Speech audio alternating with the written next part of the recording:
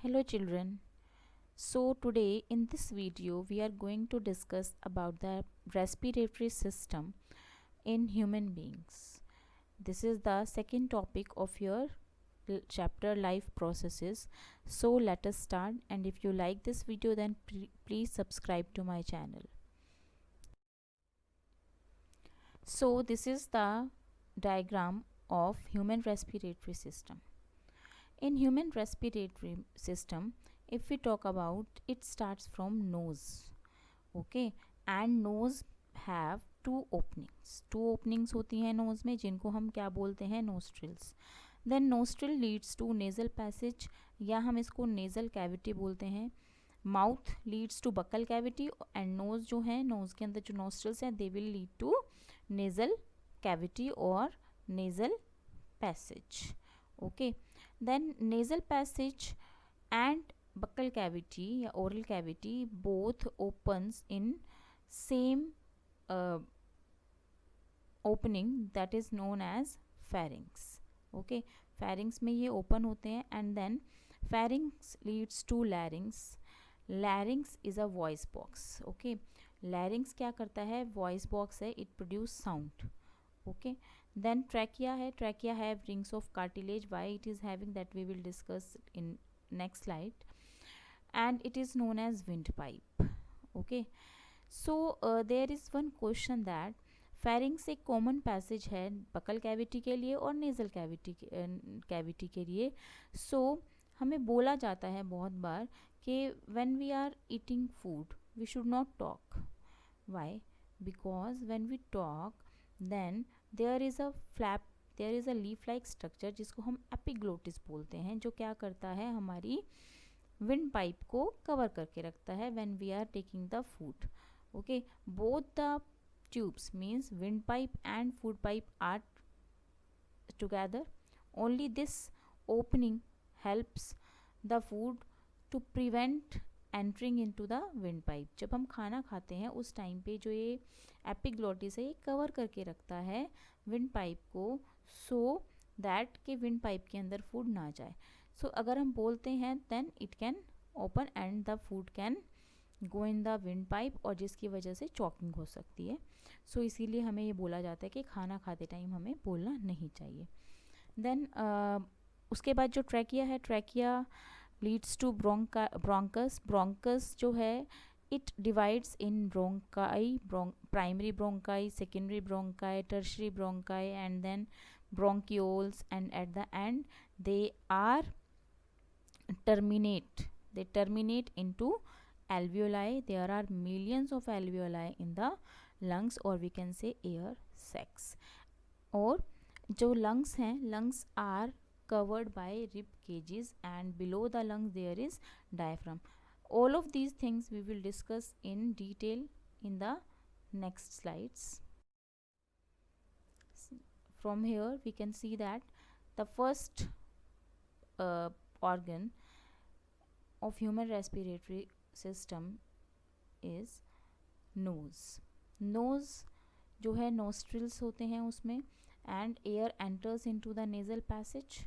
Okay, then जो nasal passage है हमारा, जैसे ही नोस्ट्रिल से नेज़ल पैसेज में जाएगी air, then there are very small hair and mucus in the nasal passage. Nasal passage में छोटे छोटे हेयर्स एंड म्यूकस होते हैं जो क्या करते हैं, अगर सपोज करो एयर में जो हमने इनहेल करी है, जो हमने ली है अंदर, उसमें थोड़ा भी डस्ट पार्टिकल है, then they will trap these dust particle, and in this way lungs get clean air. This question is very very important. Question आता है एग्जाम्स में, how lungs get clean air. Okay, so you will write that in our nasal passage there are very small hair and mucus which trap the dust particle present in the air that we inhale. So in this way our lungs get clean air. Next जो air है that go in the pharynx, it is a common passage for windpipe and food pipe. Okay, it is a common passage. मतलब pharynx के बाद जो है division होता है कि भाई ये विंड पाइप है और उसके बाद कि ये फूड पाइप है, बट दोनों साथ में ही होती हैं बिल्कुल. सो बेटा next organ is trachea. Trachea has rings of cartilage. Question आता है एग्जाम्स में, why the trachea has rings of cartilage. तो इस क्वेश्चन का आंसर इज कि trachea has rings of cartilage to prevent collapsing when there is no air और less air. So इसको समझने के लिए हम एक थोड़ा सा माइंड में सोच सकते हैं कि अगर हमारे पास एक पाइप है और वो सपोज वो स्टिक कर गई है उसकी walls, then we can how we will separate these walls. But trachea के केस में ऐसा नहीं हो सकता, वो क्योंकि वो बॉडी के अंदर प्रेजेंट है. सो इसीलिए ट्रैकिया के अंदर रिंग्स ऑफ कार्टिलेज होती हैं जो उसके कोलैप्सिंग को प्रिवेंट करती हैं. दूसरी चीज़ ट्रैकिया के अंदर जो याद रखने वाली है वो क्या है कि जो ट्रैकिया है 2 ट्यूब्स में डिवाइड होता है जिसको हम ब्रोंकाई बोलते हैं. मीन्स एक राइट साइड पे होता है और एक लेफ्ट साइड पे, दोनों लंग्स में होती हैं. ठीक है. जो ट्रैकिया है it runs down into the neck and then divides into 2 smaller tube called bronchi, one towards the left and one towards the right lungs.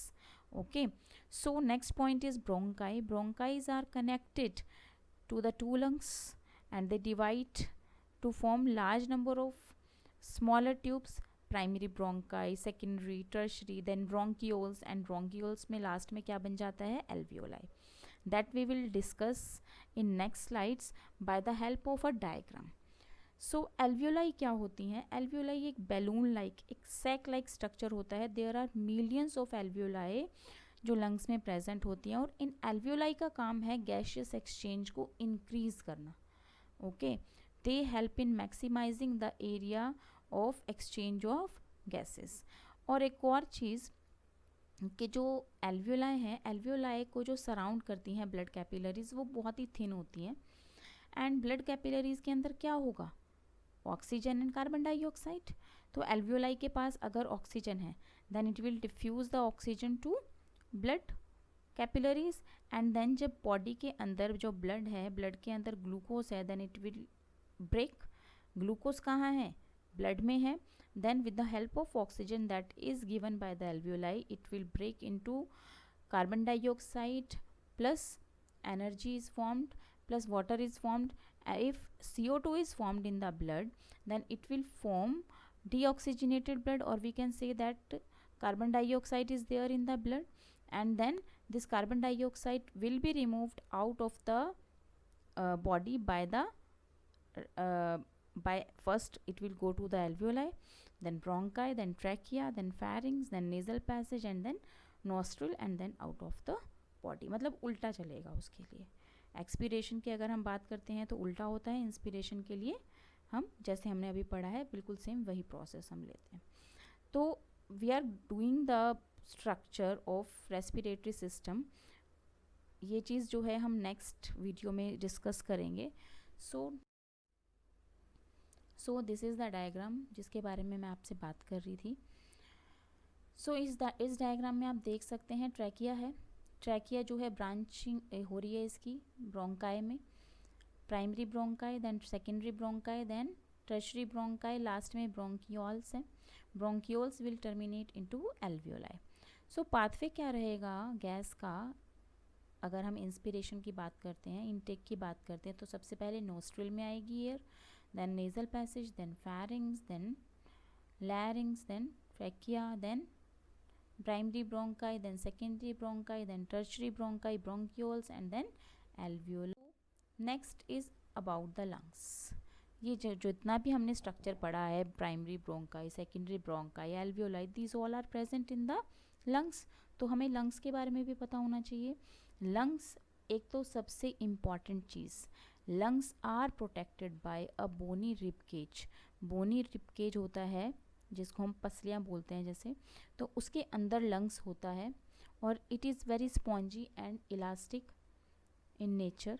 और जो बेस होता है ना लंग्स का, उसके नीचे होता है diaphragm. You can see in this diagram, this is diaphragm. Okay, और ये डायफ्राम बहुत इंपॉर्टेंट है. ये रेस्पिरेशन में सबसे इम्पॉर्टेंट रोल प्ले करता है. जब इंस्पिरेशन और एक्सपिरेशन होती है तब इसी की मूवमेंट की वजह से सारा प्रोसेस होता है. एंड लंग्स जो हैं they are covered by a membrane जिसको हम प्लूरा बोलते हैं. क्लियर. और डायफ्राम ही क्या करता है, diaphragm is made up of muscles and fibres.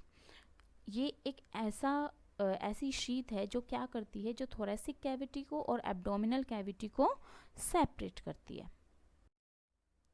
So this is the diagram which is showing how lungs are protected by the rib cage. Please see it very carefully कि lungs हमारी rib cage के अंदर होते हैं, हमारी पसलियों के अंदर होते हैं, and they are protected. Thank you children for watching this video.